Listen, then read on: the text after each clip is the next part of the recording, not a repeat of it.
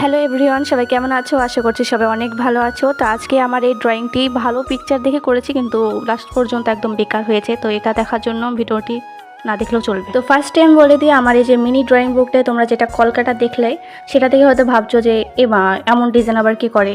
না ভাই, আমি করি এমন ডিজাইন, অনেক সুন্দর হয়েছে জানি। তোমরা একটু হিংসে করছো আমায়, তো আমার কোনো যায় আসে না। ড্রয়িংটা সব আর ঠিক থাকলেও এই ট্যাক্সি পুরো ড্রয়িংটা হুলিয়াটা একদম বদলে দিয়েছে। আমার কাছে ট্যাক্সি কম, মানে একদম কি বলবো, ভাঙ্গার লাগছে। আর তোমাদের কাছে কেমন লাগছে কমেন্টে জানানোর কোনো দরকার নেই, কারণ আমার ড্রয়িং সে কারণে।